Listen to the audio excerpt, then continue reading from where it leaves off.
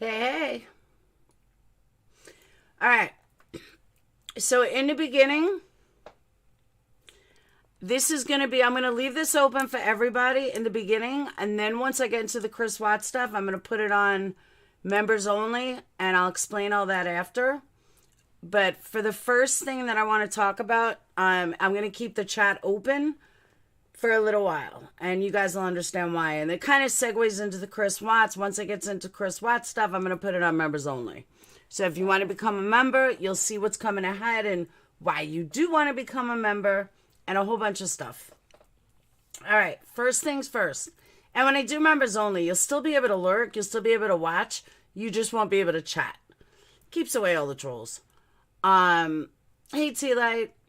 All right, so let me say hi to all my members, Patreons, former members, former Patreons, future members, future Patreons, and of course, my amazing mods and my amazing subs. And that's fine, November Rain. So, and honestly, if you're in Discord, and if you're a Patreon or a member and you're in Discord, you can always, write in Discord, and then mods or anything can just, grab it, and if you have a real question or whatever, if you're a member on the other channel. So, all right. Or I can open up Discord. If you have a question, you can ask me. All right. So, first case I want to talk about. All right, let me tell you guys. I said it on my other channel, but if you're strictly to this channel, why am I going back to Chris Watts?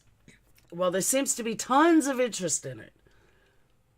And I kind of missed the boat the first time. But I'm not doing it the way some of these others are. I don't give a fuck about anything, like as far as Chris Watts goes.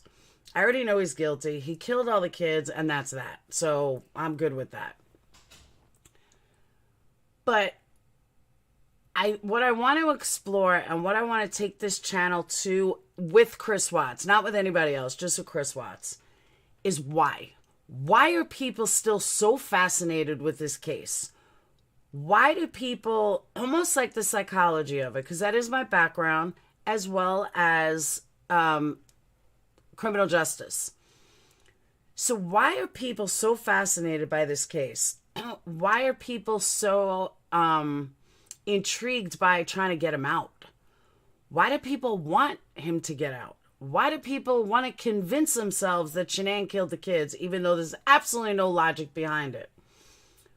What makes these people tick? What makes Kim want to come on, besides money, but what makes Kim want to come on here, hey GB, and make it like this is so important, or, trying to convince people that he should get out or anything.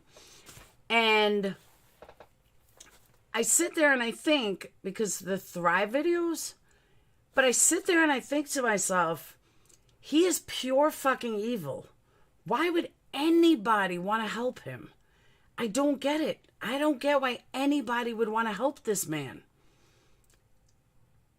But they do. So I really want to, because there are a lot of people that don't want to believe it. But why though? That's what I want to delve into with the Chris Watts case, is why. Why do people not want to believe that he's a monster? We believe that Ted Bundy's a monster. We believe that other people are monsters. We believe that Jeffrey Dahmer's a monster. Hey, Sunshine, why can't Chris Watts be a monster? I mean, Ted Bundy was everything that you would think he was smart, and he was funny, and he was charming, and so why can't we believe that Chris Watts is a monster? Because really, he is. So that's what I want to delve into in the Chris Watts case. Because nothing, and I mean nothing, is going to change my mind about who Chris Watts is as a person. Nothing is going to change my mind that he is a narcissist, or a covert narcissist. There is nothing that's going to make me change my mind that he was a good man. But Audra, he won't go to trial. He missed that boat. That's another thing. There's a lot of people that have a hard time understanding the law. Chris Watts will never see the light of day.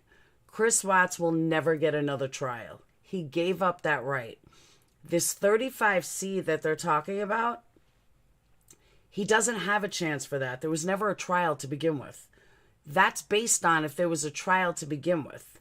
There's no trial to begin with. Who wouldn't take $1 million or free to get him out? So have fun wasting your time.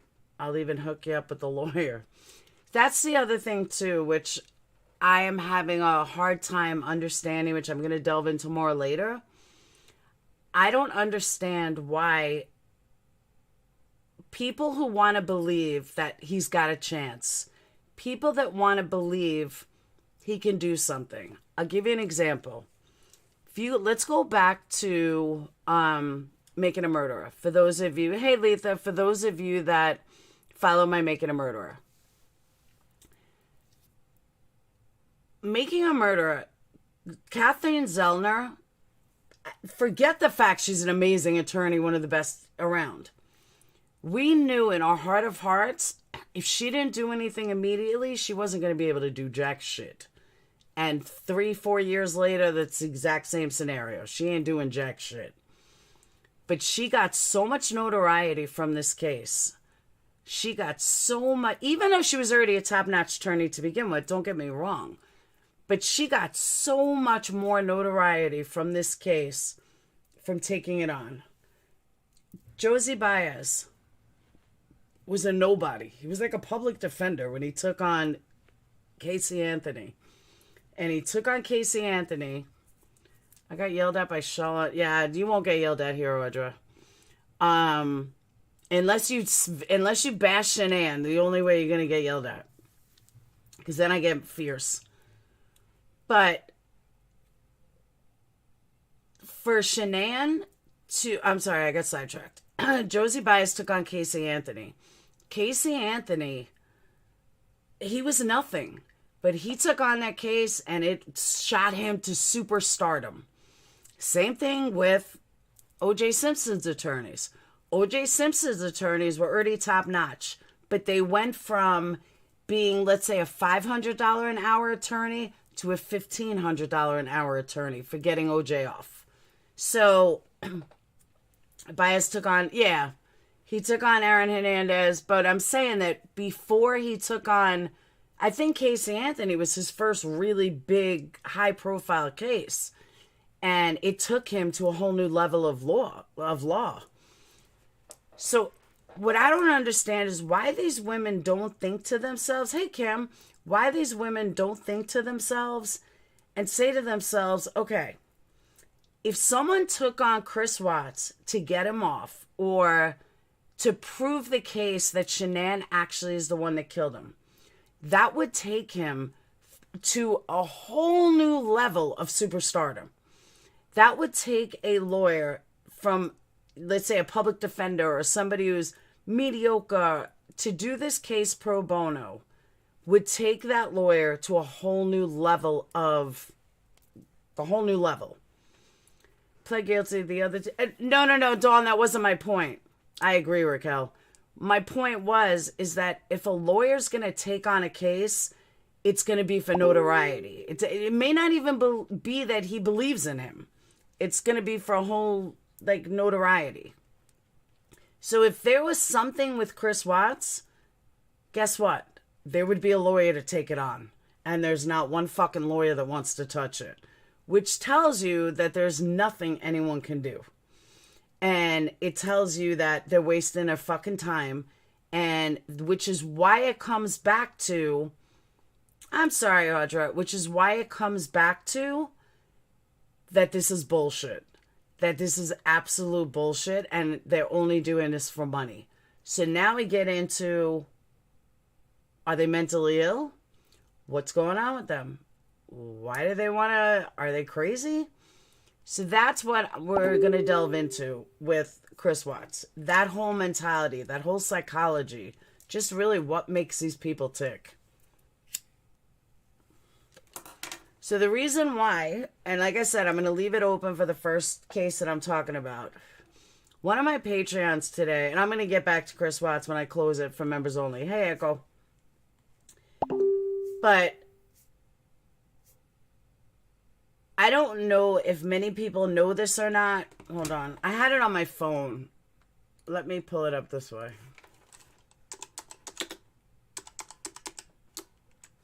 No.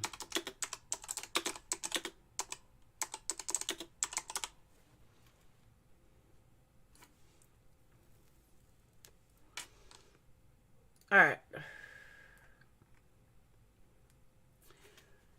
So, an 11-year-old boy today, did you guys hear about this over in Sacramento? Or, I'm sorry, in Lodi, California? An 11-year-old boy shot himself in California in his home during a Zoom class this week, and it was found out today, it was reported today. He's a preteen who was attending the virtual class with the microphone and camera turned off when he took his own life at 11 a.m. Wednesday in Woodbridge. So it happened yesterday. His sister, who was attending her own virtual class in another room, heard it and like ran out to the neighbors screaming, like, somebody help me, my brother's dead, blah, blah, blah. So the neighbor actually called the police. Yeah, the neighbor actually called the police. Responding deputies found the boy who attended the school with a head injury. That's all they really said, but head injury probably blew his head off. Mods, do you need the member link? I forgot to put it in the description. Hold on. Let me grab it for you guys.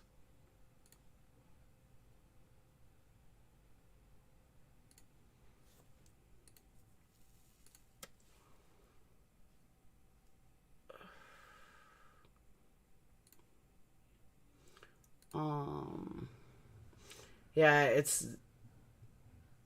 And there's not a lot of information about it yet. Let me get you guys the link. Now, I also want to explain something, too. A lot of people have asked me, and I'm going to be straight up honest with you. A lot of people have asked me, why is my true crime membership more than my other two members? I'm going to explain it right now. Hold on. All right, here's the link. I'm going to put it in the description. I'm also going to drop it in mod chat. And then I'll give you guys the answer. Hold on one moment. I'm talented. I'm not that talented. Hold on. I can multitask somewhat. Video.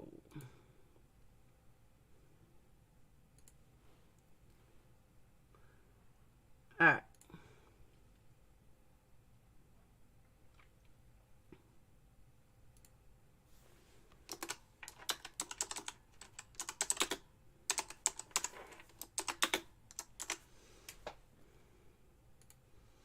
Alright, I just added it to the description. So it's in the description. It should be.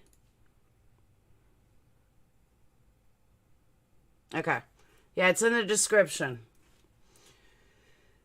20-year-old chick was a state cop responding to a parking complaint. The fucker shot her in the face. She's not going to survive. Oh, no shit.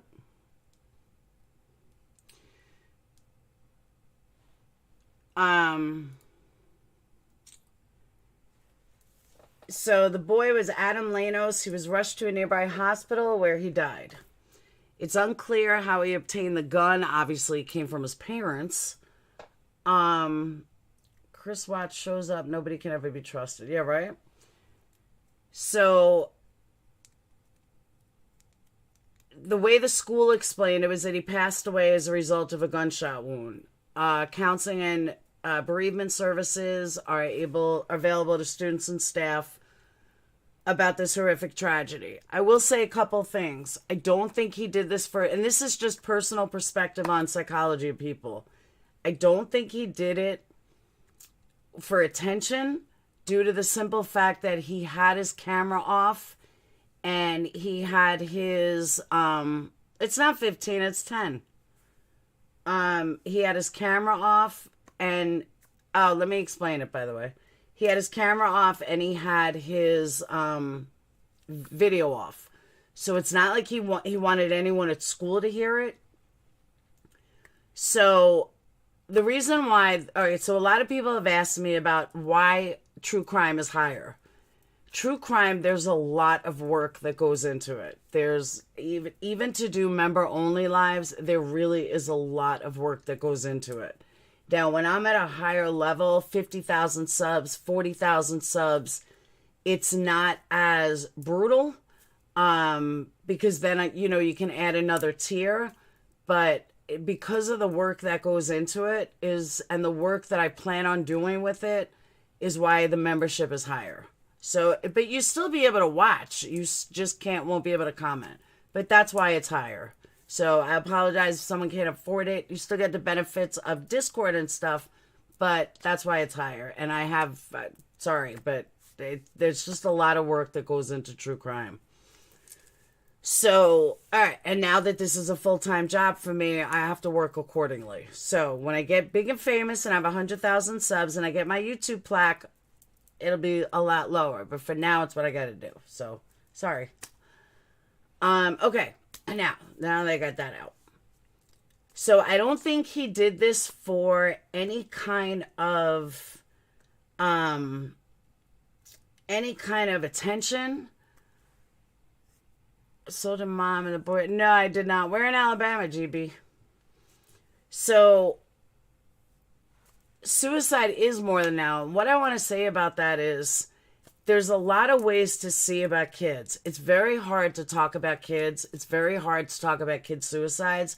But let me say this is I am so, what's the word I'm looking for? Like, everyone in COVID, hey Val, everyone in COVID, we forget about the kids. I'm guilty of it. I don't think there's a parent out here that's not guilty of it. That we always think about us. Hey, Tanker, we always think about us. We don't think about the kids. We don't think about how it's affecting the kids. Like, my kids are now home till after Christmas break. Not Dayton, but the high school is now closed till after winter break. And from what I've seen and what I've researched, a lot more kids are showing signs of mental health, mental illness, and parents aren't recognizing it. They're not seeing it because everybody's so worried about themselves. And when I say themselves, I mean, how are you going to pay the bills? How are you... Well, it's not members only yet. Once I get to the Chris Watts stuff, it is. How are you going to pay the bills? Are you going to be out of work? Everything. And it's just really, really sad to me that, as parents, what do? How do we stop for a second and take a look at what's going on with our kids? I'm guilty of it. I think everybody's guilty of it.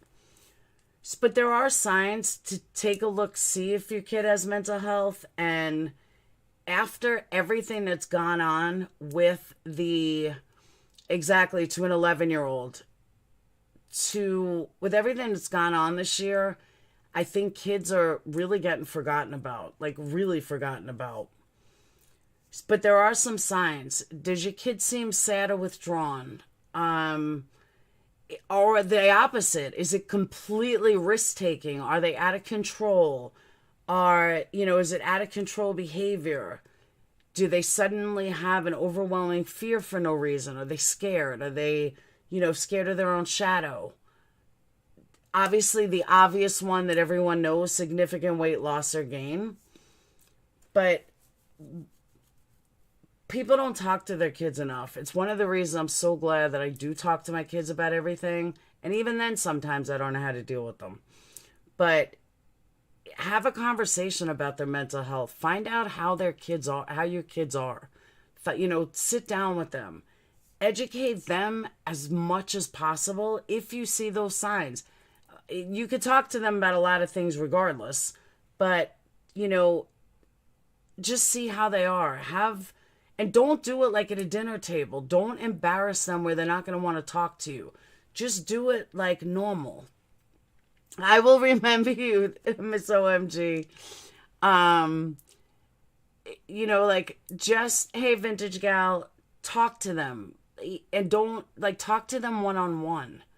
I know so many kids are missing their high school years, and it's depressing. Say things like, I've noticed you haven't been feeling well lately. Is there anything you want to talk about? But don't push them either.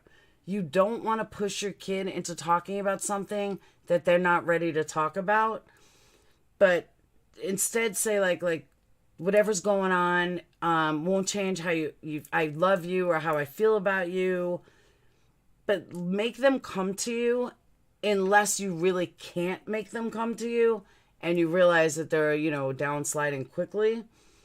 But if your child doesn't want to talk, just give them information. Show them how you've done research and share it with them. Put it under their, door. Take them to the doctor, something. Be persistent, but be patient. If it takes 2 or 3 tries before they want to talk to you, that's okay too. There's a lot of people who've been through those feelings and have survived. One of Sage's best friends had a suicide attempt, and we had no idea. And you would never know, but she's on medication now. And this is a girl who comes from an amazing family, rich home, has everything, everything this girl could ever wanted. But somewhere along the line, they realized that something wasn't right. She actually overdosed on pills. Thank God she's still here. But she OD'd on pills. And the fact that she was able to survive it and parents were able to recognize it, I agree, Nosy. People were able to recognize it and her parents got her help immediately. But it's so scary. I remember when Dayton was young, Dayton used to say things, I don't want to be here. I don't want to live anymore. I mean, he was a baby. We're talking like 3 years old. And it would break my heart. And I felt like, oh my God, why would you say that? Why would you say stuff like that? And, it took him to the doctors and didn't know what to do. And everyone said, it's the custody fight. It's going through this custody fight that's killing him. Well, I couldn't stop it. But it was things like that I remembered as time went on and he started to change. And, just so many things that you sit back and you're like, what can I do? Like, he won't talk to me, closed himself off. And it's probably one of the biggest underlying reasons of why I let go of the hate, because I knew it wasn't going to be good for him. And I knew everyone told me one day he'll figure it out on his own. One day he'll find his way. He'll realize who, so-and-so is. So it was a big turnaround. I mean, it really was. It was a big turnaround. But I remember those days. And, is he going to kill himself by 6? Like, I really watched him and I babied him. And, it's probably why him and I are so close today. But it is scary. It's, even at 13, are there signs? I'm looking, but he's all around a pretty happy kid. But you just have to know the signs. You have to look for the signs. You have to make sure that you're not so caught up in your own life that you don't see what's happening with your own child. Even if it bugs them, even if they tell you, Mom, leave me alone. Sage does it to me all the time. Leave me alone, leave me alone, leave me alone. I don't need you, blah, blah, blah. And I sit back and I think, you know what? No matter what, I'm still your mom. And no matter what, I'm always going to love you. And no matter what, I'll deal with you, hate me this moment and blah, blah, blah. Because at the end of the day, I know you really don't. So I just think everybody needs to, like, stuff like this happens all the time. Teens killing themselves happen far too often. And for this kid to do it at 11 years old, there's nothing in an 11-year-old's life that could make you want to kill yourself except for mental illness. So just keep an eye on the signs. You just never know. And untreated mental illness can get very, very ugly later in life. Like, very ugly. And my condolences to the family. I know there's a couple of people in chat that have had to deal with it. My heart bleeds for them too. I know that I know a couple of people that committed suicide, not only one by hanging, the rest did it by drugs, which you could say was an overdose, but I still kind of think they did it themselves. And thank God they were all older. I don't personally know any child that committed suicide, but hopefully I never will, knock on wood, or that actually succeeded. So knock on wood there. But it's just something like really be aware, just really be aware of it. Yeah, it's extremely sad. What could be going on in a kid's life that at 11 years old you'd want to kill yourself? It's horrific. I all teenagers go through it. Not all, but a lot of teenagers go through it at some point, because things that seem so important really aren't. And things make kids happy. My friend in junior high it's crazy. And I just wouldn't want to see anybody ever have to deal with it of a kid. I really wouldn't. It's bad enough we got to worry about kids driving and, cars and driving and friends driving and everything. It's really scary. So I just want to bring that story to you. If there's more information, there might be more information. There's nothing else out yet. Maybe because it's so brand new. But yeah. So that's that. But I am going to go ahead and turn on members only. You guys can still lurk. You're still going to be able to watch. You just can't comment unless you are a member. More than welcome to join the members. Mods have been dropping them. And that's it. So here we go. I don't even, it's funny too, because I don't have a lot of members on here either. So young, these kids are, our own mind is our worst enemy. I totally agree. And I just, we're all guilty. We're all absolutely guilty of having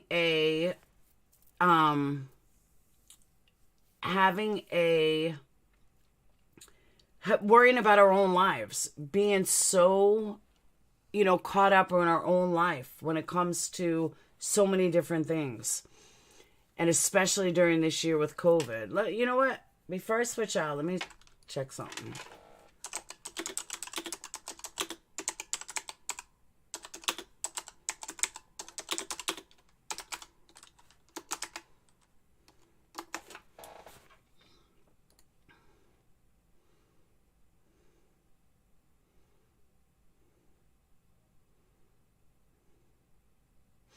Okay.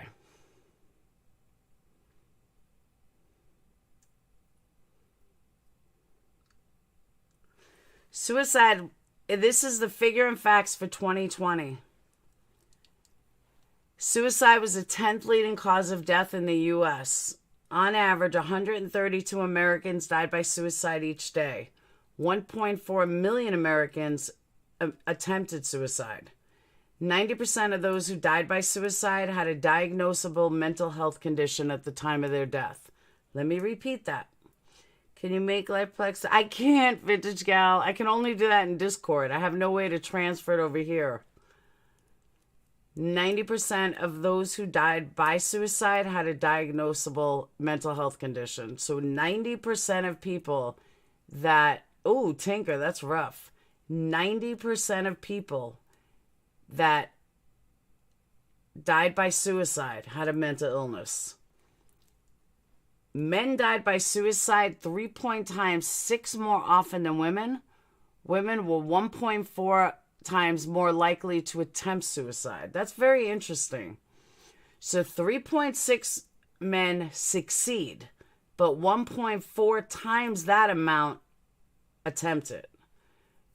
Here's a really scary thought. Between the ages of 10 and 34, second leading cause of death is suicide. The second leading cause of death between the ages of 10 and 34 is suicide. The fourth leading cause of death for ages 35 to 54. That's some sick shit. It's going, members, in a few minutes, Ben. In 2017, suicide rate was 1.5 times higher for veterans than non-veterans. Firearms accounted for more than 50% of all suicide deaths. 10% of Americans have thought about suicide, and 54% of Americans have been affected by suicide. But that's a whole nother topic to get into. But it's preventable, and that's the scary part. It is preventable. You just have to... I know, but I don't have control over which member. I can only do that in Discord. I only have control over in Discord. Or even Patreon I have control over. I don't have control over on YouTube. Now, all the Secret Santa stuff, that's going to be the same. That's all one membership. But it's just the actual members only. I have no say over that. He had to be open 3 times. Worst time. Oh, I'm sorry, Tinker. But this is a subject that I'm going to explore even more. Especially more towards the holidays. Like I said, if I can get it done with everything else going on in my life, I am trying to do the 12 Days of Christmas, which will be members only on this channel. And that'll be 12 lives in a row about cases leading up to the day of Christmas, all centered around Christmas. I did it before. I'm going to do it again. They will be all live shows. But the spin I'm putting on it this time is it will be members only, and then you can view it after. And that's going to be the 12 Days of Christmas. That's one of the things that I'm doing for members only on this channel. And I'm not sure what I'm doing for the other channels. I joined on 2 of Laura's. I don't know. But this channel is going to be the 12. I know, but I have no say over it. There's nothing I can do. I have no say on that. But this channel is one of the things I'm going to focus on is more of the memberships. And this channel is going to be... I'm so not into... Oh, Anita, you got to be into Christmas. So whether you're Patreon, I have no control over YouTube. Watching your stream really helped me, Laura, especially when COVID. Ah, thanks, Tinker. Hit not long after. Thank you. So, and what I'm going to probably do as well, I have 3 channels. What I'm probably going to do as well is I'm most likely going to, once, just to keep it fair, especially with the 12 Days of Christmas, I'll probably release it after. Give it a couple of days and then release it. I'm not totally sure, but I have to start doing more for members on all my channels. So that's what I'm giving this gift for, is the 12 Days of Christmas. 12 days of true crime leading up to Christmas. So, all right. So before we get into Chris Watts, you guys have any questions or anything? We aren't allowed to open more than 25% of our occupancy permit allows. I feel like Governor Wolf has his knee on my fucking neck. Order online, Anita. Everybody orders online.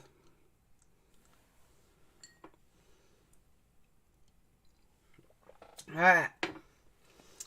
And away we go. Anyone got any questions? Thoughts? Comments?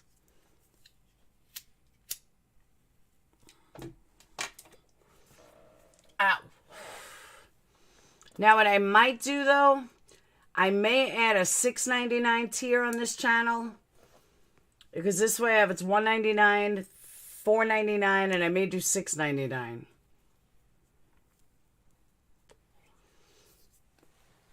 This way it's all kind of in sync. If you weren't on my 3rd channel, I will explain this. If you weren't on my 3rd channel before, we're doing a Secret Santa. All you have to do, let me find a link.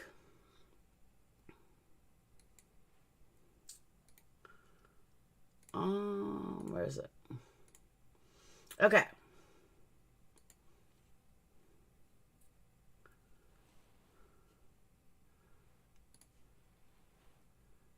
Yeah, I am thinking about doing it just because I didn't realize my other channels, and I kind of want to put it in sync. Like 199's the lowest, 499's the lowest. It's a big jump to 999, so I'm probably gonna do 699.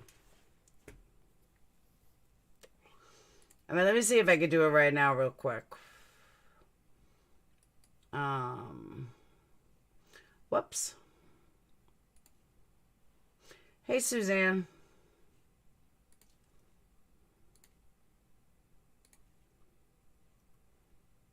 Whoop.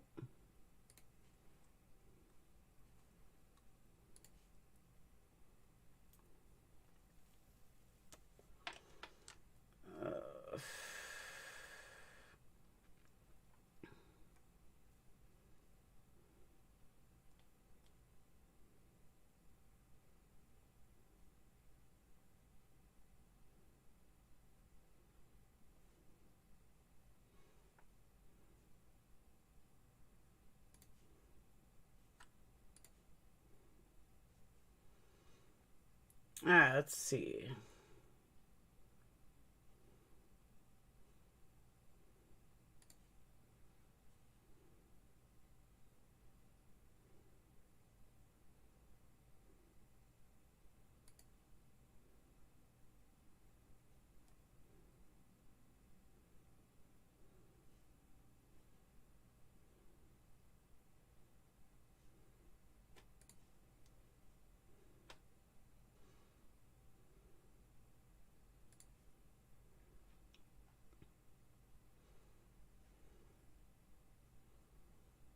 Um,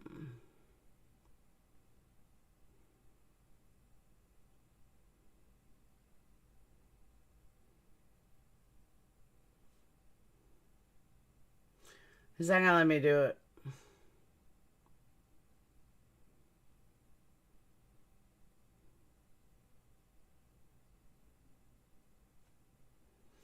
It's not gonna let me do it.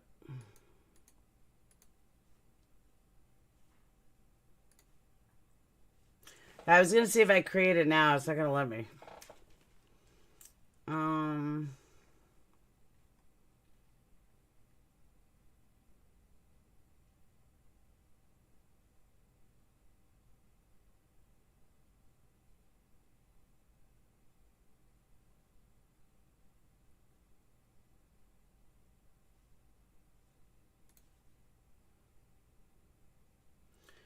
All right, it just added a $2.99, and that was an accident.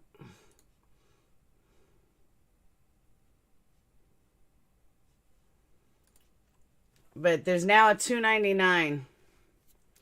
No, it wouldn't let me do anything. When I clicked it to cancel it, because I set it up originally, it wouldn't do it. So it's on there for $2.99. So if you want to join, it's $2.99. Yeah, I'm about to do members only. And the thing is, once you have it on there, you can't stop it. Like, you can't, it wouldn't let me change it. Because it was already set. So, there it is. Alright, so I'm going to turn this into members only. Again, if you look now, there's a $2.99 slot, which I can't get rid of. So, I'm stuck with it. Alright. Let's do this.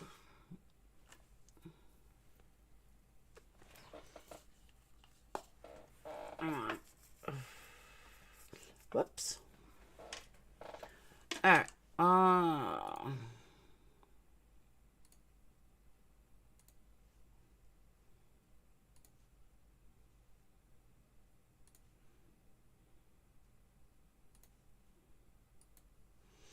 Welcome, Dawn Marie. Alright. We are now members only. Dawn made it right in time. Alright. Chris Watts. So you guys were here. You saw the angle I'm taking. Hang on one second.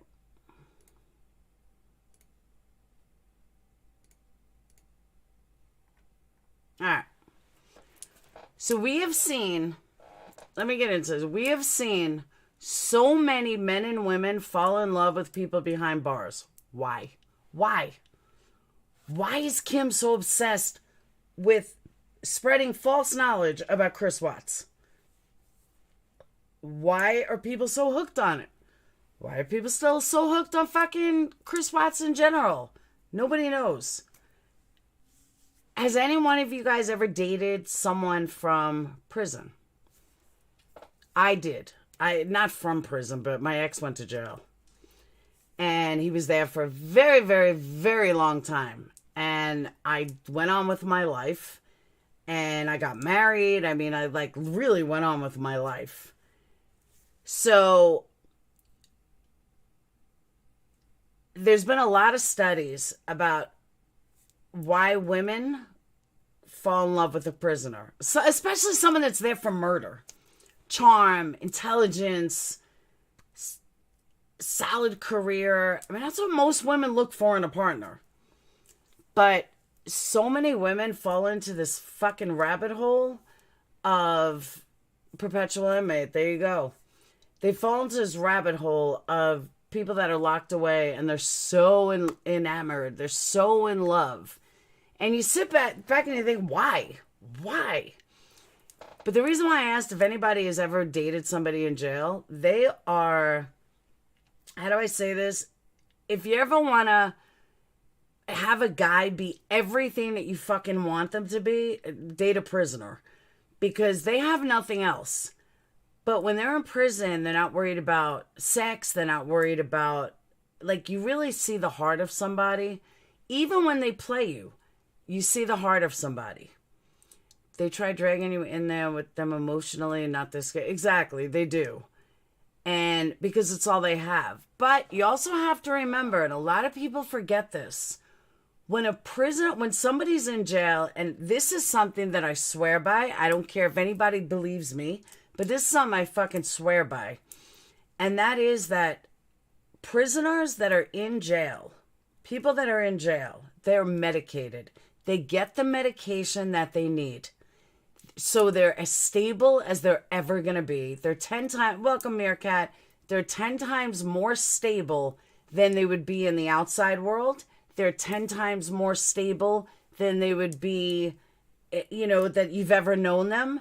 And their heart comes out and they love you and they can't wait to see you. And they're so sorry for what they did. And I'm talking about guys that go in like a drug charge or whatever. I'm not talking full life prisoners. And when my ex was in jail, he was in Rikers Island, which is a very, very strict New York prison. Then he got transferred upstate and he went upstate to Sing Sing, which is it's about 2 hours outside of Queens. Or 3 hours. It's in Ossining, New York. Hardcore fucking prison. And I mean hardcore. And he was in there with, I think, Joel Rifkin, maybe? He was in there with some heavy, heavy hitters. Like heavy hitters. Like famous New York people. And he would point them out to me. Hey, you know who that is? You know who that is? You know who that is? This guy's in there for murdering his wife. This guy's in there for, he would point them all out to me. And he'd be like, and I would tell him, I'd be like, Lou, what is up with that? Why are these women up here? And he would tell me those stories, like, these women write them, they want to talk to him all the time, they want pen pals. So you sit back and you think, like, what is up with these women? Why would, exactly, Sing Sing is hard. Like, why would these women want to fuck with them? Richard Ramirez, what was the name again? What name? Of the prison? What name?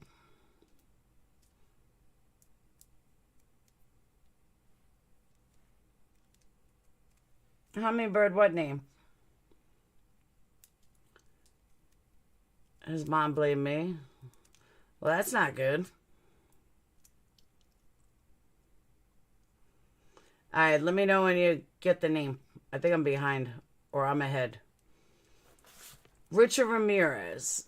Scott Peterson. They have women falling head over feet. Chris Watts. Oh, Sing Sing. Rikers Island and Sing Sing. Scott Peterson. Chris Watts. They've all received marriage proposals in jail. These fucking guys killed their wife. They killed their wife. Why would you want to get involved with somebody who killed their wife? And you can write to prisoners. You could go to any site like prisonpenpals.com, convictmailbag.com, and meetaninmate.com. You can easily communicate with death row inmates. I'm going to show you guys. You can easily communicate with death row inmates, everything. So Sheila Eisenberg had put out a book called Women Who Love Men That Kill. She looks into it. Like, what is this phenomenon? Why do people want to do it? There's a couple of things that she found out, that she discovered, that's actually, it reminds me of Kim and Chris. The one thing that she found that encompasses every single woman that loves a prisoner, and I would love to interview Kim and ask her these things. Of course, she'll probably tell me, no, that's not me. But she may have even spoke about it. I don't watch her enough to know. And that's, they've been abused. They were either abused by their parents, their fathers, their first husbands, boyfriends, whatever. Somebody abused them. They've been sexually abused. They've been emotionally abused. They've been psychologically abused. They're women who have been hurt. And when you're in a relationship with a man in prison, he's in prison. He's not going to hurt you. He can't hurt you. So you're always in a state of control because you're the one that's on the outside. You're free. You go in, you visit him. You can decide whether to accept his phone calls or not accept his phone calls. So in a way, even though cons are very manipulative, that's why we call them con men, it's still up to the woman to decide how far she wants to go, and she knows she can't be hurt.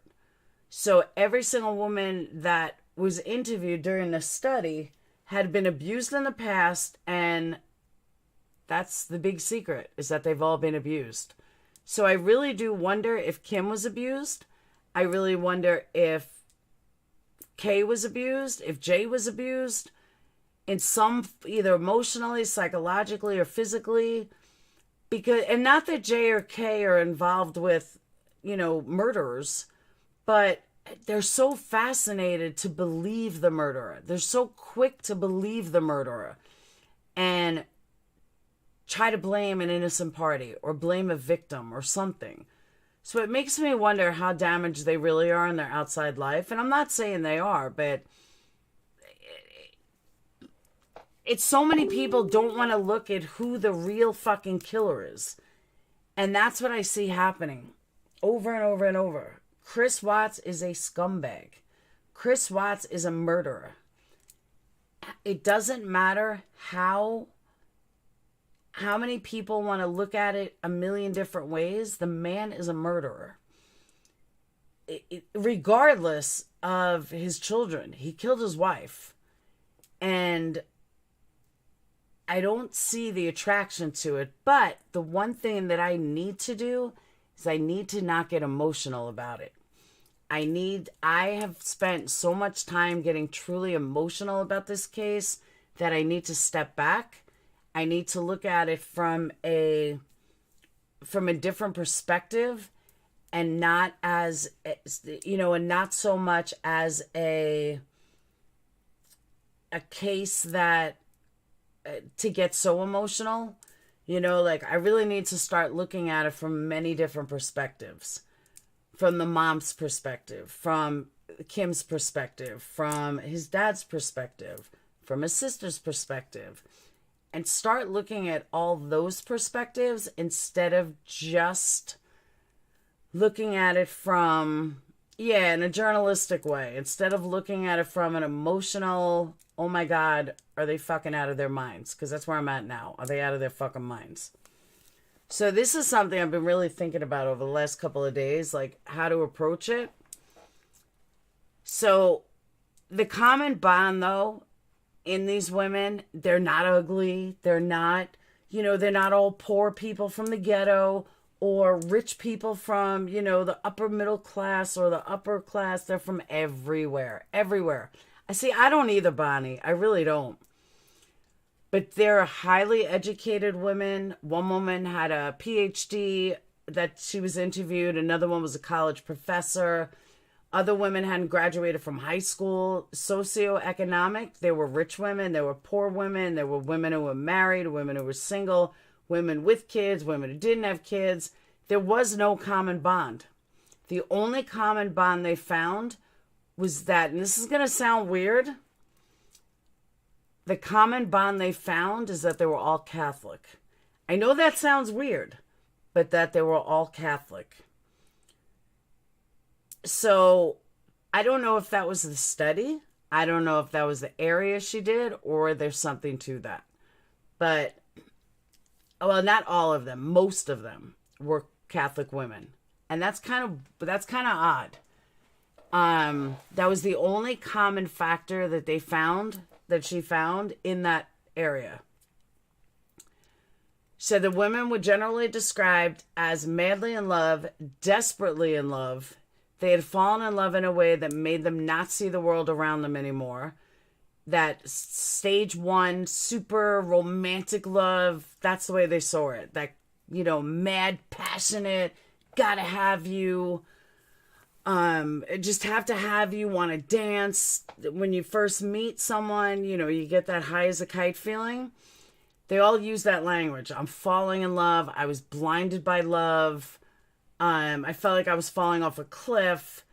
That was the initial reaction. That high, that capital R in romantic love was really kept up during the course of the relationship because they're imprisoned. There's nothing, you can't have a normal life with them. All you can do is fantasize. All you can do is have hope. All you can do is say, you know what? That makes sense. You know what? I like that. I'd like this man telling me everything that I want to hear. Knowing all the right words that I want to hear. Knowing that he's going to be everything that I could possibly want and more, and he can't hurt me.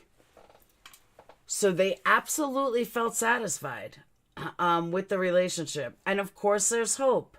Like the West Memphis Three, Damien Eccles.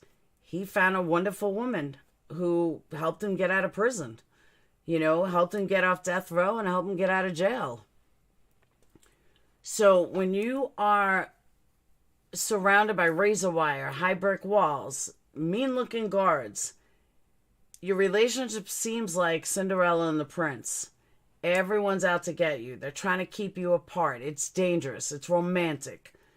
So having a relationship with a man in prison like that for murder is almost like reading a romance novel where you never know what's going to happen next. You never know if they'll let you into the prison or they're on lockdown or what's going to happen. Are you driving 5 hours and you're not going to be able to get in? It gives it this Bonnie and Clyde kind of thing. And when it's a high profile, hey, welcome CC. When it's a high profile case, it makes it that much more intense. Because here's an icon. You forget what he did in prison. This is an icon. Now, the question that was asked was, did these women feel guilty that they were in a relationship with someone who has committed a terrible crime? Eisenberg said most of the women that she interviewed managed to find a way to rationalize a way to mitigate the crime and excuse it. He didn't really necessarily mean to be that murderer. There was even one woman I interviewed who was a juror on a jury that convicted a guy of murder, and then she went to visit him in prison and fell in love with him. Afterwards, she said, he wasn't really guilty, and I don't know why I convicted him. So they find ways to excuse the murderer. Adam Clausen was facing 225 years, girlfriend Roe, now wife got him out. He did white collar crime. Yeah, I remember hearing that. She had a YouTube channel, right? One woman, she said he was awkward, and when the door hit him in the arm, the gun went off. Another one said his friends were all drinking and doing drugs, and he got carried away, and he didn't mean to do it. Exactly, facepalm. So they all make excuses for it. He's not the same person. He's he did it, but he's not the same person. He found God. He found religion. Everything we're hearing out of Chris Watts. He didn't mean to do it. It was an accident. He was on drugs. He was drinking. Anything. She said back then, when she originally wrote the book, there was no internet. Everything was organic. So the woman got into relationships with generally either women who worked in prisons, guards, teachers, or lawyers. Some of the prison lawyers got involved. There's a girl's famous story, which is about a lawyer who got involved with her client and she helped him escape. I remember that, actually. There was also pen pals. Somehow prisoners could get ads in magazines and women wrote to them. Women were lonely. But now, today, we have prison pen pal websites and women go to these sites and find men to communicate with. So what's scary, though, is we live in a society where we have people who are famous for being famous, like the Kardashians, Hiltons. So when she wrote the book, she said that we didn't even have people like that. She thinks the first person like that was Paris Hilton. She was famous for being famous. But now with social media, we have people famous for being famous. So now being famous is even more desirable from a murder. So how do you get famous if you can't make someone on social media read your blog? You're going to get famous by writing a letter to Brad Pitt, because he's not going to answer you. But if you write a letter to the Boston Marathon bomber, he might answer you. So it's a very logical way to get famous, which completely reminds me of Kim and this whole money grab, that she's out for money, because that's exactly what she did. If she wrote to Chris Watts, if she wrote to Brad Pitt's not going to write her back. And she's not going to get a hold of Brad Pitt's family. But if she writes to Chris Watts and plays the role that she's really out to help him and she believes that he didn't do it, look at all the people that are paying for her information. Look at all the people that want to hear her. Look at all the people look how fast her channel's rising. Or, to me, it's a money grab. To me, it's all about money. But in reality, it's not really just about the money. It's simply for the fact that, I'm sorry, I said that wrong. It is about the money. But it's her way to become famous. It's her way to become this, people want me. People understand me. People want to hear what I got to say. They're waiting for my next video. It's an attention whore, like, really. So 61% of people know somebody in prison, 39% no. That's pretty big. One thing she found, though, is psychologically, every single woman that was interviewed are technically labeled as damaged goods. Like, their needs were such that they couldn't really find satisfaction and get their needs met in a normal, healthy relationship. They had to find love behind the prison walls. That's kind of freaky. It really is. So, I did some research, though. And this is how easy it is to write somebody. Hold on.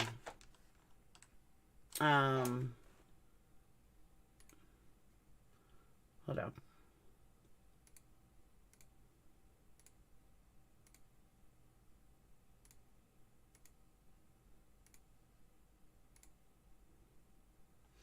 Okay.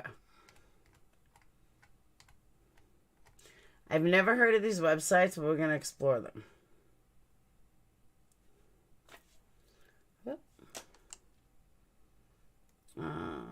All right. Let's look at Convict Mailbag. Convictmailbag.com.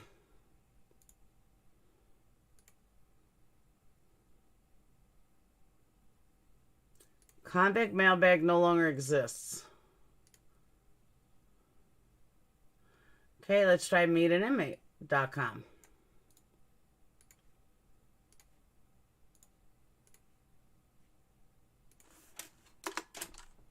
All right.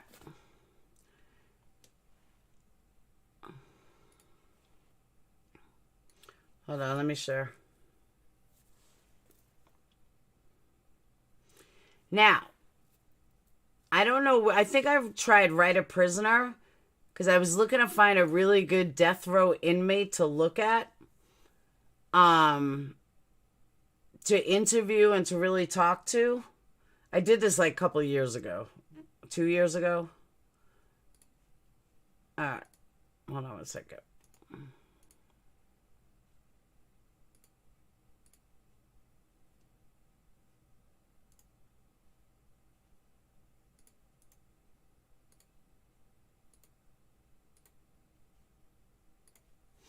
All right.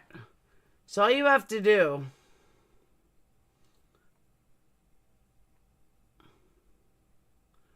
so you write an inmate, you list an inmate, benefits of writing an inmate. I also try to look up Betty Broderick. I was going to write her and I tried using this, but she's not on here. So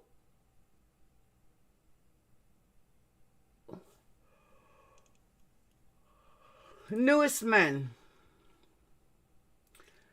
Let's say I want to find a guy. Let's go young. Let's say I want to find a guy who's 35.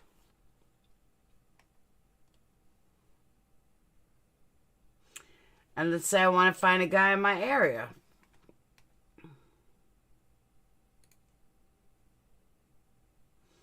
This one doesn't show you. Alright. Male inmates. 35. Let's go for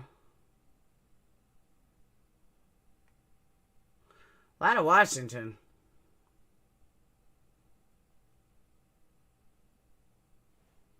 Welcome, Lady Liv.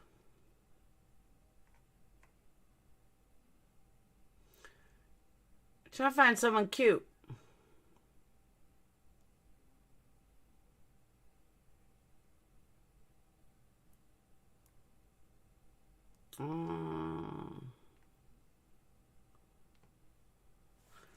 Alright, nobody 35 is cute.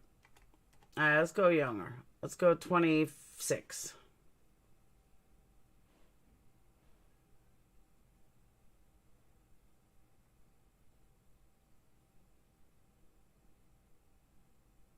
A lot of Washington, my God.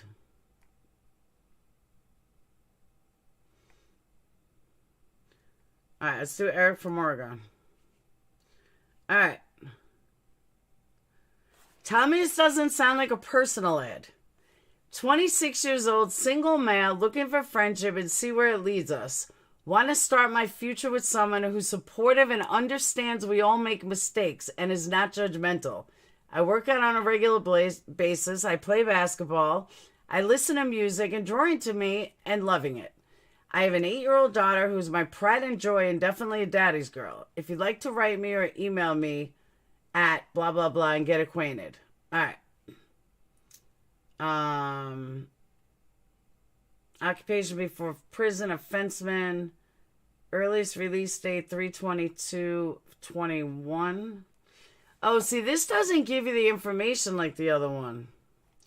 The other one told you that crime and everything. This one just says as early as when he's getting out, which is March of next year. All right. I'm going to try the other one. I think it was Write a Prisoner. Prison Pen Pal. I could have sworn it was Write a Prisoner. Write a Prisoner.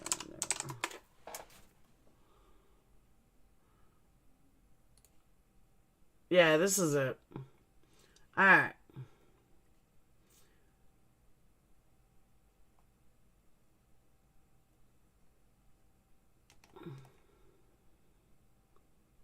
Alright, Pen Pal.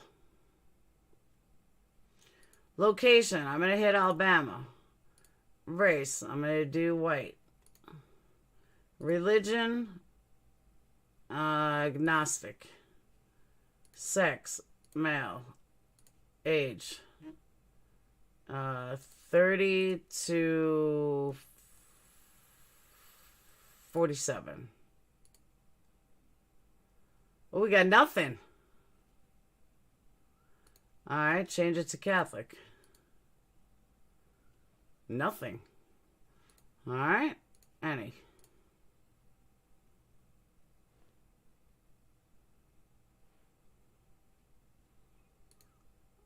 Any. Any. Any. All right.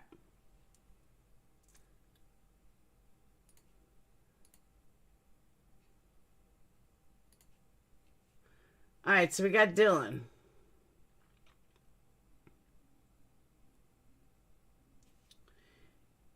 Incarcerated for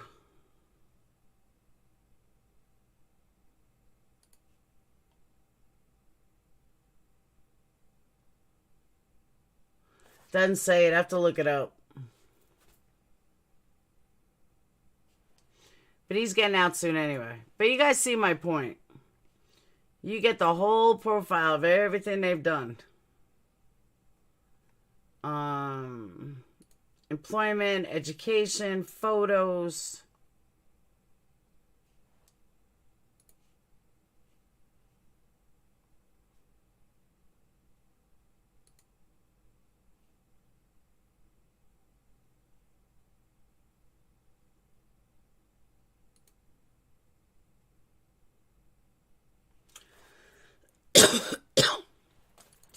There used to be a way to look them up if they were on death row and stuff. There's a woman on TikTok teach how to do this. That's okay. I don't think I need to know.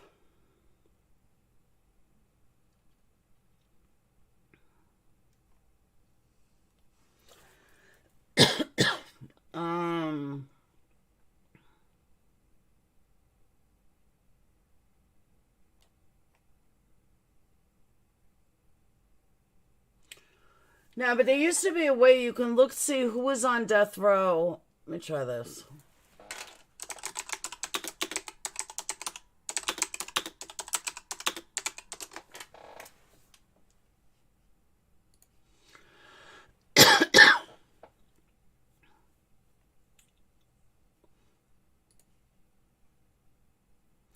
All right. This guy looks like a normal guy. Not that one, the other one. Oh, that must have been him when he first went in. Nice hair. So that must have been him when he first went in. And that's what he looks like now. He's an art philosopher, poet, warrior, transformed man. He's a published author. Sagittarius. Single, from Tampa.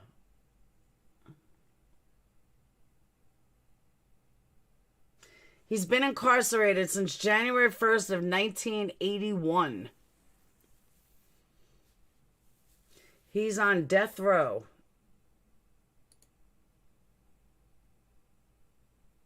They're not showing. They used to show what he was in there for.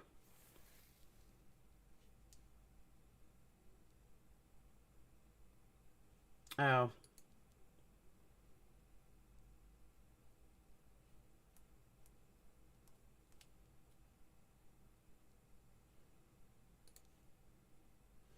It doesn't say, but you guys get the hint. I mean, you get the hint of how you get a hold of these fucking prisoners.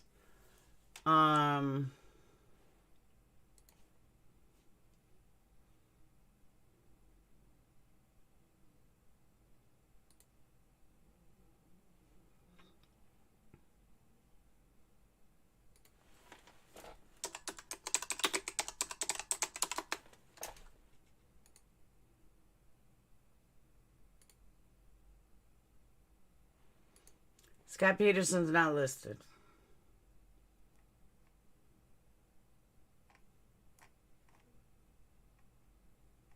Yeah, nothing.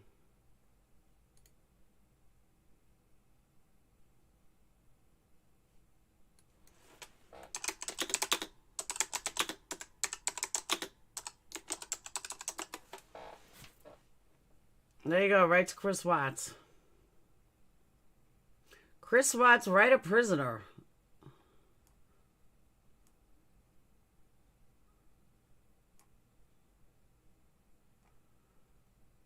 See, look at all these women. Would love to write them, but can't find the info. Any way to write to Chris Watts? There's the info.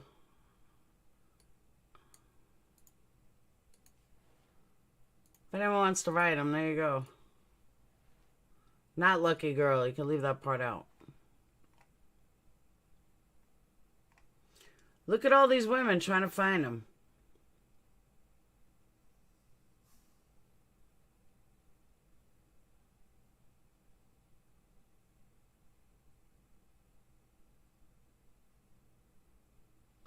Hope you know the murder was set up. I'm a certified paralegal. I'm a civil affairs specialist. I was in the military. I'm a security officer, and I was in prison for 4 years. And when the Watts grandmother is on Dr. Phil explaining how she hears her daughter's voice before they find her body, it is a government that sent you that message. It is what? Electricity or energy placed on your head by the military. All right, here, this one's worse than Kim. Let me read this again. From August 21st, Jesse Vet 3 says, I hope you know the murder was a setup. I'm a certified paralegal. I'm a civil affairs specialist that was in the military with psych ops. I am a security officer and was in prison 4 years. Okay. I think her name is Mrs. True Helper. The Watts grandmother is on Dr. Phil explaining how she hears her daughter's voice before they find her body. It's a government that sends you that message. It's electricity or energy placed on your head by the military, and only by the government can modify and use it. I was once in a facility where everybody had this thing on their head, and only certain people can see it, and they try to set me up this way, and just the way that they set up Joyce Meyer, security officer. I am a security officer. Wow. Dude, this chick is fucking worse than Kim. No, and I don't have a pen pal. This is people that are looking for Chris Watts' info. Have you successfully sent a letter? But look at all these women. Here we go. I'm reading up on his case and so interested in the psychology of certain cases. Wow. All these women want to write him.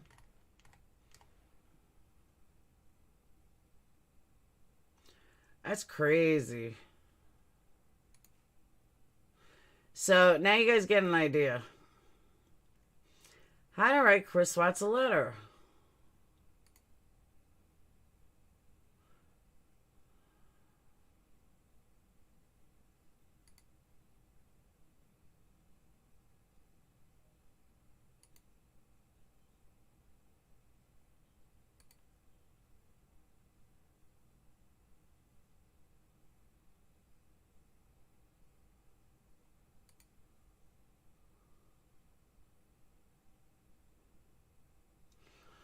Wow.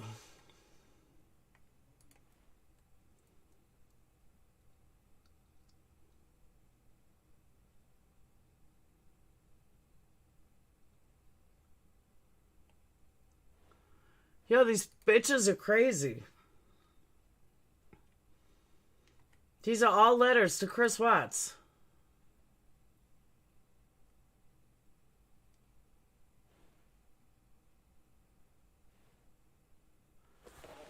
Hope to find you getting through the day as best as you can. My name is Hannah, and I've been the property of the DOC since June of 2014.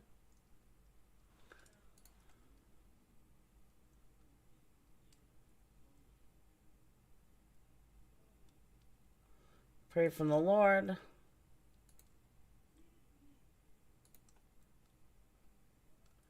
You know, nobody. My name is Tammy, and I'm from Ohio. I'm 36, never married. It was one time my career got in the way. No kids. I'll keep this short because I'm not sure this will even get to you. I just wanted to reach out and be your friend. This was done on 8/21. I didn't write a letter. I wish I should have. Where did I even start? The first day I saw you took my breath away. The first day I had the guts to talk to you, I got lost in your stunning green eyes. I remember these. The first day we hung out in the park, we kissed. I knew I had met the most amazing, unique, and electric woman ever. We have a lot of firsts together, Nikki, and I want to keep having them with you all night till the sun comes up. I want to love you like that. I remember those from Discovery.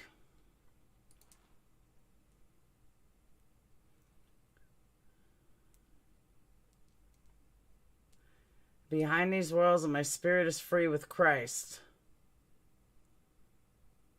See, I never read these letters. I never read the book. I'm not sure if I want this in the book.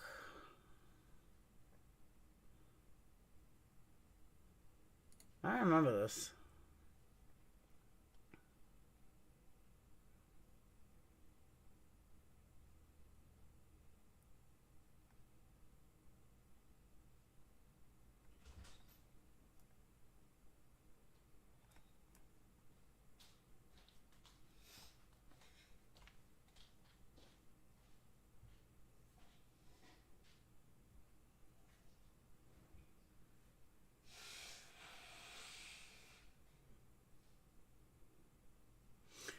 Oh.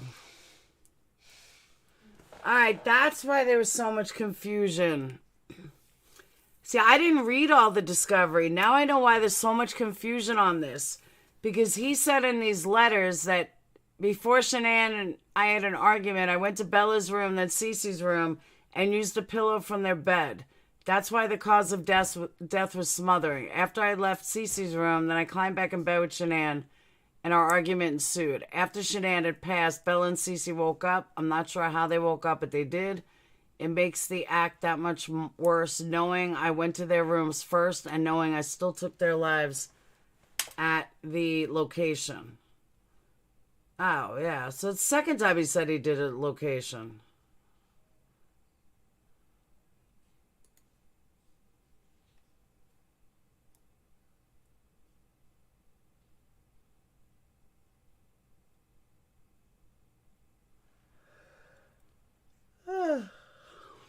That's where they got that from. See, I never read all this. I never cared. But now it interests me.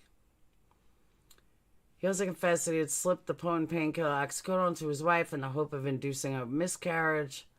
Thought it'd be easier to be with Nicole if Shanann wasn't pregnant. Wants the complete deal, blah, blah, blah. His story did change. That's why I'm interested in reviewing it again and going back. Because I don't remember it. I really don't. And I never read all the Discovery. I only read the first half. Should not sugarcoat the evil of what it done. Let me just say the crime is horrific. So I'm not writing to tell you how wonderful you are. That I want to be pen pals. She wrote in the first letter. She comes to visit in prison 3 times, with each meeting lasts around 5 hours. Since March, spoken about 3 times a week on the phone. The most recent took place this week.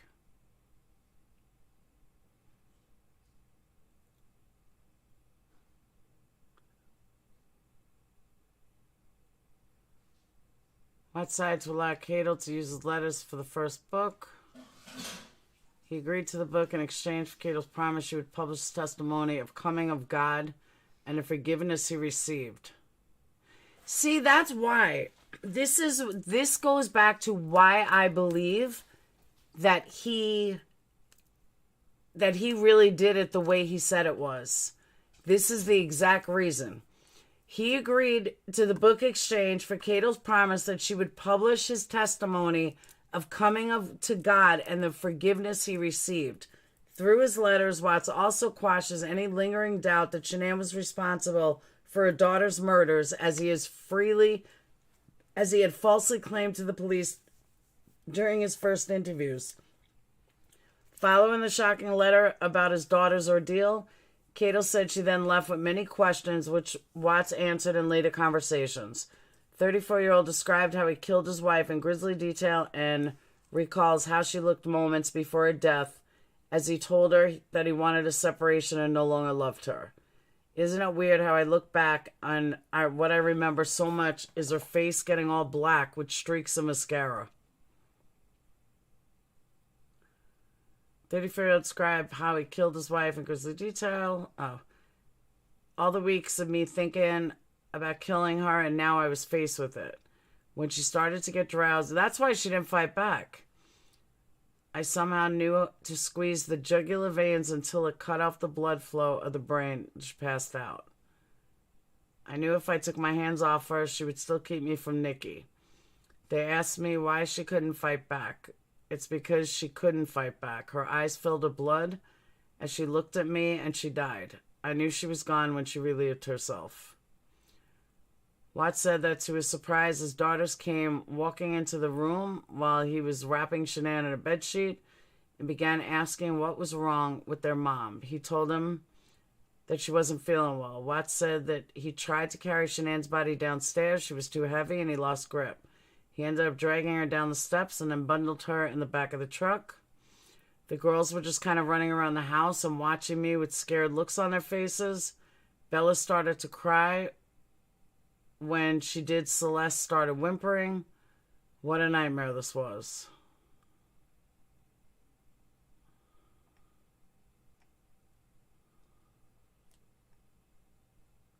Kate asked about the claims the wife gave his wife, responded with conflicting stories, saying he'd been giving it to her twice. Once at her parents, again to try to cause a miscarriage, and immediately before her death. He later contradicted himself, said he only gave it to her once. He admitted in a new letter he'd been plotting the murders for some time. August 12th, when I finished putting the girls to bed, I walked away and said, that's the last time I'm going to be tucking my babies in. I knew what was going to happen the day before, but I did nothing to stop it. Watts said that to his surprise, his daughters came walking out of the room while he was wrapping Shanann in a bedsheet and began asking what was wrong with their mom. He told them she wasn't feeling well. Is it different? I should have read it because I never read it. He recalled it took him an hour to drive to the site where he methodically killed both of his daughters. I dumped Shanann on the ground, then walked back to the truck, and with the blanket that Celeste was holding, I pulled it over her head and smothered her. Watts squeezed Celeste's body through an 8-inch hatch in one of the oil tankers. Couldn't believe how easy it was just to let her drop through the hole and let her go.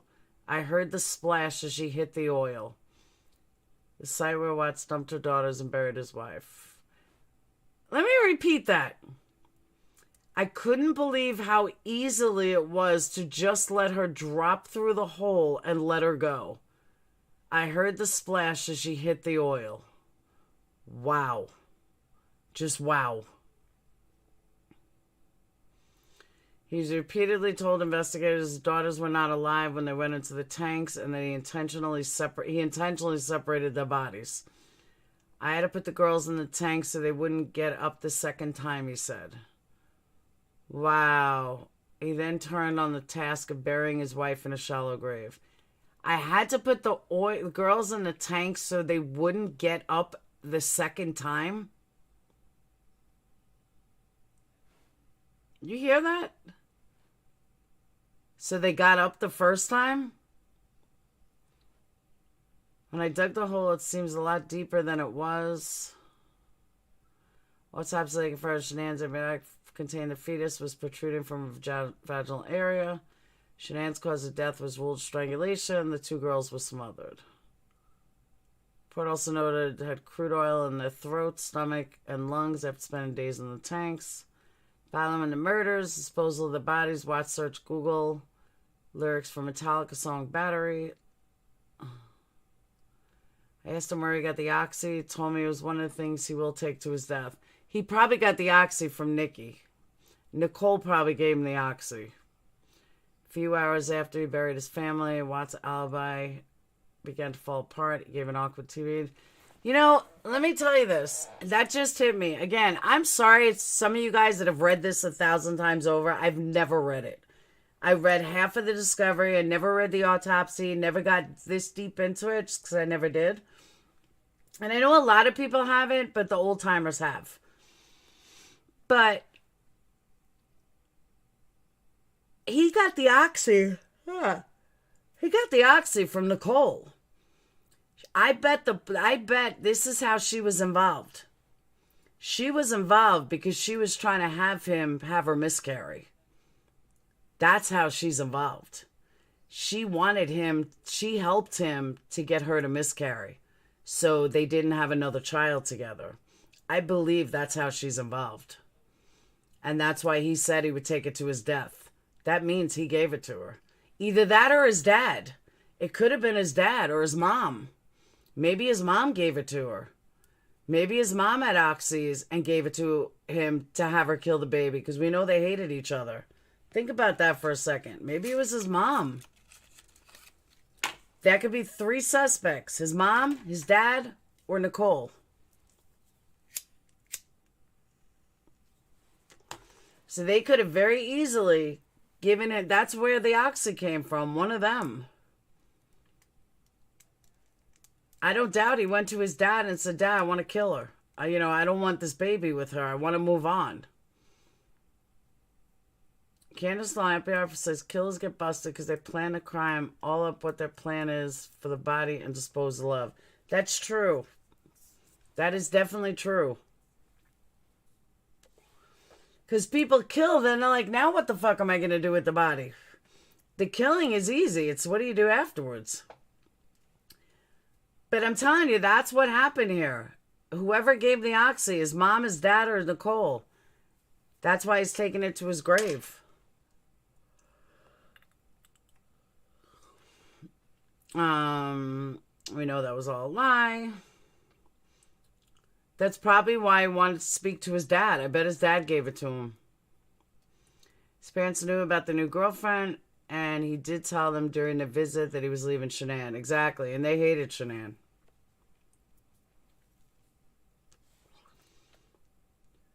But there's nothing that's going to make me fucking believe that this wasn't intentional.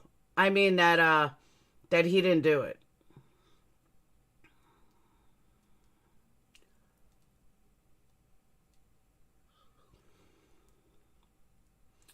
He said casual search for can cops trace text messages and made multiple searches for Amber Fry. Search whether people hate Amber Fry and research Fry's subsequent book deal. Told investigators she deleted text and photos from her phone that Watson sent her. She told him that money is the biggest catalyst for the event happening. So that goes back to my other theory. Kessler said she didn't believe the affair was the catalyst for the murders, but it may have accelerated the process. She told him that money is the biggest catalyst for the event happening, which is exactly what I said a long time ago, that it was about money. Not a long time ago. We found out about the insurance report.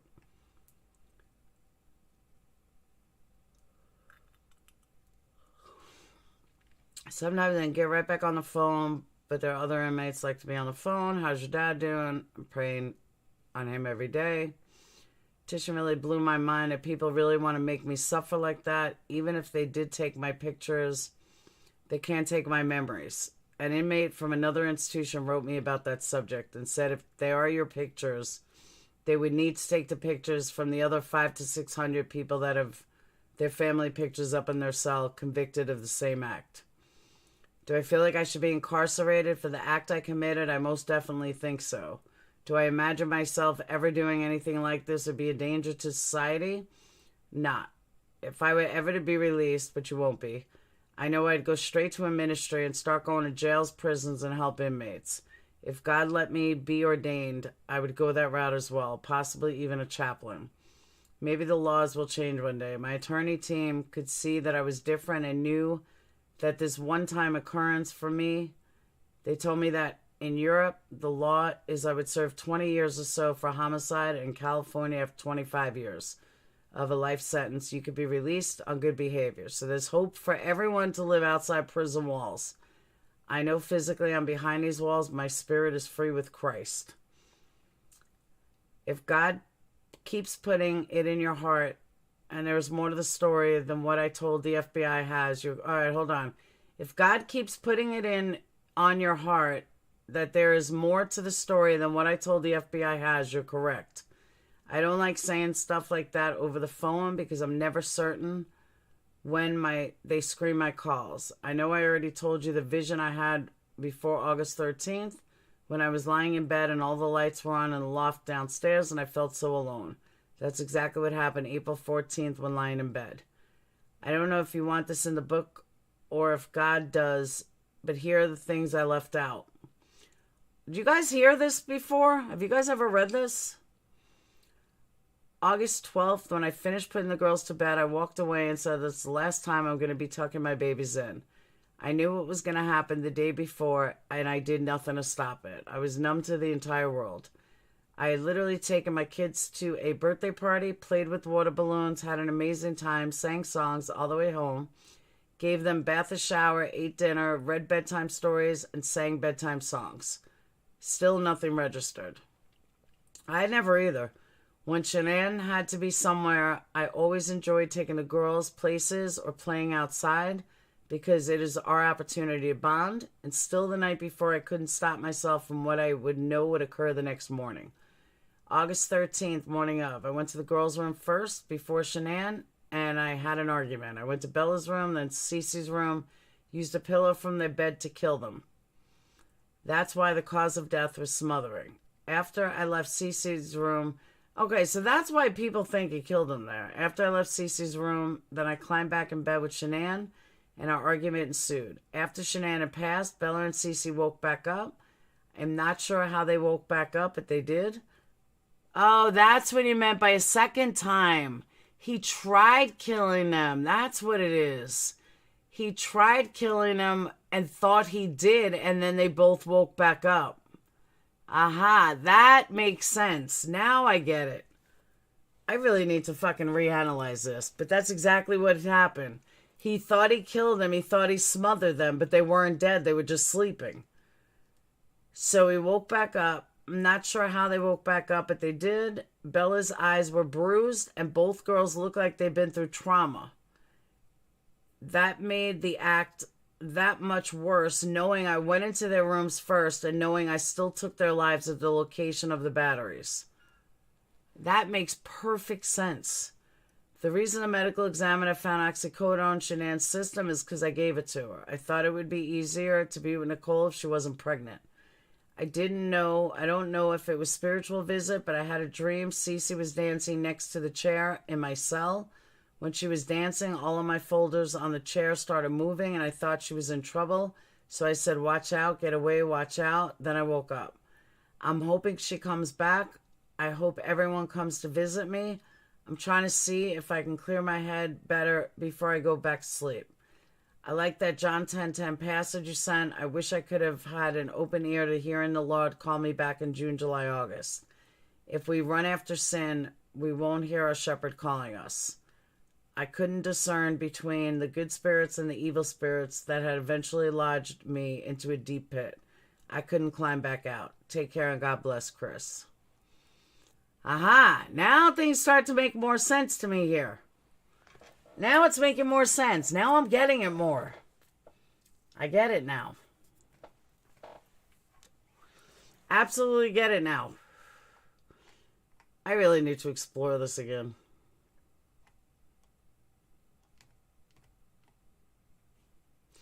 That's why everybody thinks that it was first.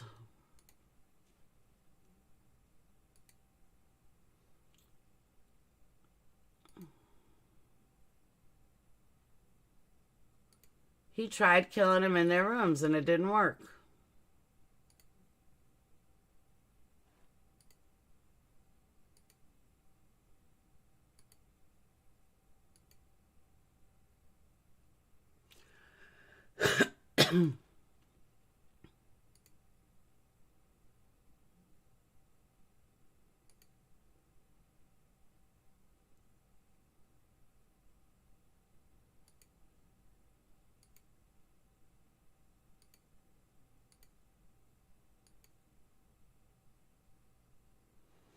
Wow. All right, that makes sense.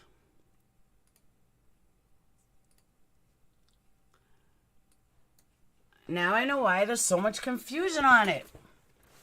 But now I know why I couldn't understand why everybody was so confused on it. He confessed. Now I know why, because he thought he killed him at the house. But I'll tell you this much, one thing has not changed. Definitely has not changed. And what has not changed is his story, I believe. I still 100% believe his story. That he absolutely killed him. And he absolutely killed him at the house. I mean, at the site. It's exactly the way he said it. Convinced of it. But on that note, it's 12:40. Oh, I've been on for too long. But tonight was just, I hadn't done a members only on this channel yet. So I just wanted to do like my first members only on here. But members are going to get a lot more on this channel. My other two channels are still going to be open most of the time. I'm going to still do member stuff on it. But this channel, I'm going to do more deep crime. And members are going to be, like, some of you guys never heard this stuff before, never read it like I never read it. Some people, like Makeup Mobster, have read all of it 10 times over. I have some Patreons that have read it 10 times over. I've never read it 10 times over because I never cared that much. But it's interesting to me. Some of this is interesting because it only confirms everything that I knew already. And really going to take a big deep... Like, I read the first half of Discovery. I never read anything after that. So, I think I'm going to do some deep diving into it and make those, a lot of that members only. So, I'll see you guys tomorrow. Well, not tomorrow. 2 days. Saturday. Finally member. Exactly. Yeah, I set up the $2.99 a long time ago when I first set it up. I just never accelerated it. But in order to make a $6.99 tier, I had to accelerate it. So I might as well just keep the $2.99. Because you can't erase it once you set it. You can't erase it again. So that's it. But I am going to do the 12 Days of Christmas on here for members only. And that's it. So I'll see you guys on Saturday. Yeah, Saturday. All right? Peace. And don't forget to hit that